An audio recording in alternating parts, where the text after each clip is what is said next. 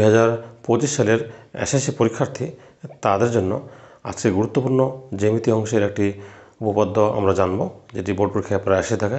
সৃজনশীলে 4 মার্কের জন্য পরীক্ষা এসে থাকে।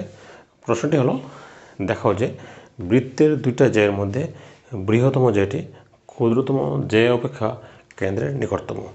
একটা বৃত্তের মধ্যে দুটো জ্যায় থাকবে, বড় জ্যায়টা কেন্দ্রের নিকটে থাকবে আর ছোট জ্যায়টা কেন্দ্র থেকে দূরে থাকবে। আমি আবার প্রশ্নটা বুঝিয়ে দিচ্ছি। একটা বৃত্তের দুটো জ্যায় থাকবে, একটা বৃত্তের দুটি জ্যায় থাকবে। যে জ্যায়টা বড় সেটা কেন্দ্রের কাছে থাকবে আর যে জ্যায়টা ছোট সেটা কেন্দ্র থেকে দূরে থাকবে। এটি হলো প্রশ্নের আমাদের সলিউশন। প্রশ্ন এটাকে সলিউশন করবো খুব সহজভাবে। আমরা প্রথমে একটা চিত্র এঁকে নিই। একটা বৃত্ত আঁকতে হবে আমাদের। আমরা এখানে বৃত্ত আঁকি। বৃত্ত, এই বৃত্তের একটা কেন্দ্র আছে, এটাকে বলা হয় বৃত্তের কেন্দ্র। এখন এখান থেকে আমরা দুটা জ্যায় নিব। একটা জ্যায় নিব কেন্দ্রের কাছে আর একটা জ্যায় নিব কেন্দ্র থেকে দূরে। একটা নিব কেন্দ্রের কাছে আর একটা জ্যায় নিব কেন্দ্র থেকে দূরে, আমাদের বোঝার জন্য। মনে করো AB একটা জ্যায় আর CD আর একটা জ্যায়। AB একটা জ্যায় আর CD একটা জ্যায়। এই জ্যায়টা আমরা আর একটু উপরে দিই, তাহলে আমাদের বুঝতে আরও একটু সহজ হবে। এই জ্যায়টা আমরা একটু কেন্দ্রের আর একটু দূরে দিই, তাহলে তোমাদের বুঝতে আরও ভালো হবে। তাহলে AB একটা জ্যায় আর CD একটা জ্যায় আর ও হলো বৃত্তের কেন্দ্র। দেখো, AB একটা জ্যায়, CD একটা জ্যায়। ওই যে দুইটি জ্যায় কেন্দ্রতে যে রেখাটা যাবে সেটাও কিন্তু জ্যায়। তো আমরা ধরে নিলাম AB একটা জ্যায়, CD একটি জ্যায়। আর বড় জ্যায় কোনটা তোমরা দেখতে পাচ্ছ, CD যেটা বড় আর AB যেটা ছোট। প্রশ্ন হলো, যেটা বড় থাকবে সেটা কেন্দ্রের কাছে থাকবে আর যেটা ছোট সেটা কেন্দ্র থেকে দূরে থাকবে। অর্থাৎ এখানে আমরা দেখতে পাচ্ছি যে CD যে AB এর থেকে বড়, CD যেটা কিন্তু AB যে থেকে বড়। কাজেই ও থেকে CD যে দূরত্ব আর ও থেকে AB এর দূরত্ব একটু কী হবে, বেশি থাকবে। এটা আমাদের প্রমাণ করতে হবে। এখন আমরা প্রমাণের জন্য লিখব আমরা যে ও থেকে AB এর উপর একটা লম্ব টানবো। কেন্দ্র ও থেকে AB এর উপর একটা লম্ব টানবো, এটা ওই লম্ব টানবো। আবার বলছি, ও কেন্দ্র থেকে AB এর উপর ওই একটা লম্ব টানবো। আবার ও কেন্দ্র থেকে CD এর উপর OF একটা আমরা এখানে OF একটা লম্ব টানবো। তাহলে AB লম্ব ওই আমরা এখানে লিখব প্রমাণের জন্য প্রুফ। তাহলে প্রুফ লিখব যে AB লম্ব ওই হওয়ায় দেখো, আমরা জানি কেন্দ্র থেকে কোনো জ্যায়ের উপর অঙ্কিত লম্ব ওই জ্যায়টা সমান দুই ভাগে কী হয়, বিভক্ত হয়ে যায়। আবার বলছি, বৃত্তের কেন্দ্র থেকে কোনো জ্যায়ের উপর অঙ্কিত লম্ব এই AB যেটা কী হবে, সমান দুই ভাগে ভাগ হয়ে যাবে। অর্থাৎ যেহেতু AB লম্ব ওই, কাজেই তাহলে আমরা এখানে লিখতে পারি যে এই সমান BE সমান কত হবে, হাফ AB। অর্থাৎ এইটাও হবে AB এর অর্ধেক আর BEটাও হবে AB এর অর্ধেক। এবার লিখি OF লম্ব CD, OF লম্ব CD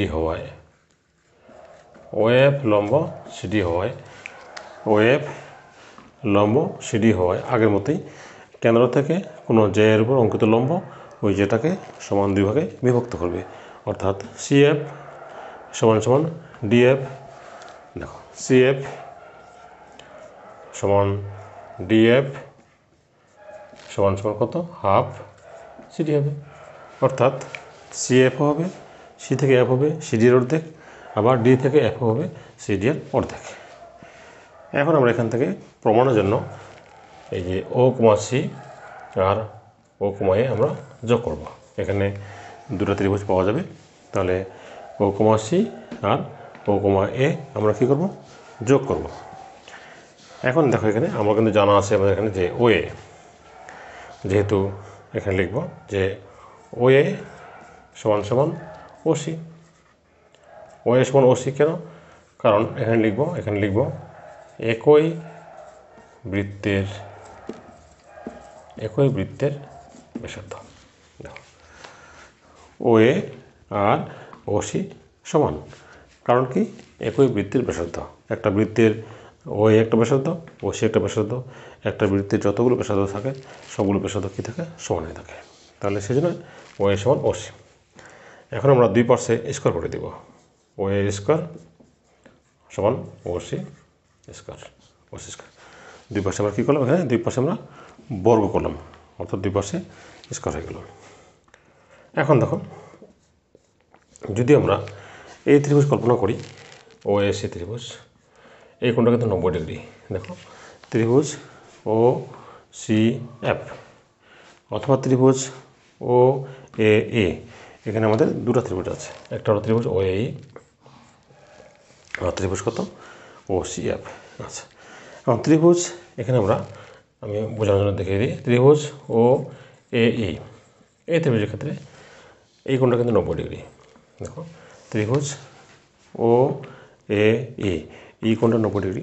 তাহলে ও এ কিন্তু অতিভুজ, তাহলে অতিভুজ স্কোয়ার সমান কী লেখা যাবে? আমরা ও এ স্কোয়ারের পরিবর্তন কী লিখতে পারি? আমরা লম্ব স্কোয়ার প্লাস ভূমি স্কোয়ার, অর্থাৎ এ স্কোয়ার প্লাস কত? ও ই স্কোয়ার। আমি আবার বুঝিয়ে দিচ্ছি। ওই হলো আমাদের অতিভুজ স্কোয়ার সমান সমান লম্ব স্কোয়ার প্লাস ভূমি স্কোয়ার, অর্থাৎ এ স্কোয়ার প্লাস ও এ স্কোয়ার, অথবা ও স্কোয়ারটা আগে লেখা যাবে, এ স্কোয়ারটা পরে লেখা যাবে। তাহলে ও এ স্কোয়ারের পরিবর্তে আমরা কী লিখলাম? লম্ব স্কোয়ার প্লাস ভূমি স্কোয়ার, অর্থাৎ ও এ স্কোয়ার প্লাস এ স্কোয়ার। তো দ্রুপ ত্রিভুজ ও সি এফ এখানে আমরা বোঝানোর জন্য এখানে লিখতে পারি ও এ স্কোয়ার ইকুয়াল কত? ও ই স্কোয়ার প্লাস কত? A square. আর ত্রিভুজ কত? ও সি এফ, এফে ও সি স্কোয়ার সমান কত হবে? ও এফ স্কোয়ার প্লাস কত? C F square. দেখো অতিভুজ হলো ওসি, অতিভুজ স্কোয়ার সমান লম্ব স্কোয়ার, ও এফ স্কোয়ার লম্ব আর সি এফ স্কোয়ার ভূমি। তাহলে ওসি স্কোয়ারের পরিবর্তে লেখা যাবে কি? লম্ব স্কোয়ার প্লাস ভূমি স্কোয়ার, অর্থাৎ ও এফ স্কোয়ার প্লাস কত? C F square.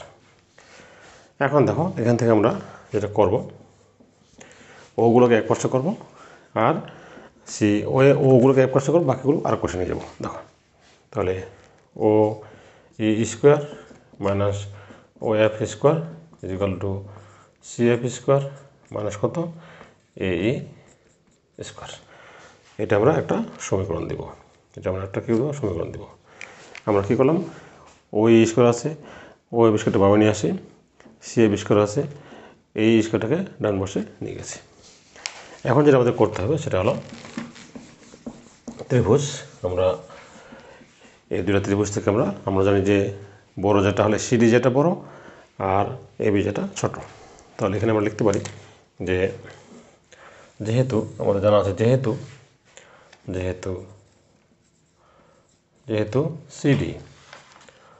সিডি যেটা হলো এবি যে এর থেকে বড়, সিডি যেটা এবি যে এর থেকে বড়। এখন যদি আমরা দুই পাশে 2 দ্বারা ভাগ করি, 1/2 সিডি গ্রেটার দ্যান 1/2 এবি, আমরা কী করলাম? ও পাশে 2 দ্বারা ভাগ করে পাই। এখন দেখো হাফ সিডি এর পরিবর্তে আমরা লিখতে পারি, দেখো হাফ সিডি এর পরিবর্তে আমরা লিখতে পারি সিএফ। আমরা এই সিএফ মানে সিডি এর অর্ধেক হলো কিন্তু সিএফ, এখানে আমরা সিএফ লিখব। সিএফ গ্রেটার দ্যান, এখন হাফ এবি এবি এর অর্ধেক বলতে কি? এই বোঝায় এখানে। তাহলে এখানে আমরা কী লিখব? এ। এখন দুই পাশে স্কোয়ার করে দাম, C F square greater than কত হবে? A square. C F square greater than A square. এখন দেখো আমরা এখানে যেটা করব যে সি এফ স্কোয়ার মাইনাস কত?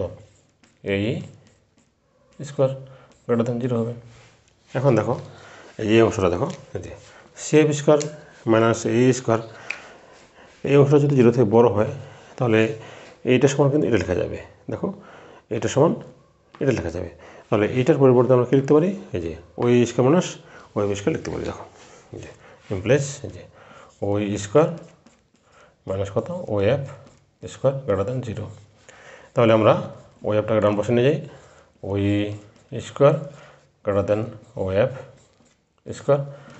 এখন দুই পাশে আমরা যদি বর্গমূল করি তাহলে ওইটা দেখো ও এফ এটা কি বড়, অর্থাৎ ওই দূরত্ব বেশি ও এফের দূরত্ব কি কম। এইভাবে আমাদের প্রমাণ করতে হবে। তার মানে বোঝা গেল যে এই বি যেটা ছোটো হওয়ার কারণে ওর থেকে ই বেশি দূরে আছে, আর সিডি যেটা বড় হওয়ার কারণে ওর থেকে এফ কাছে আছে। অর্থাৎ এখানে বোঝা গেল যে বৃহত্তম যেটি কেন্দ্রের কাছে আছে আর ক্ষুদ্রতম যেটি কেন্দ্র থেকে দূরে আছে।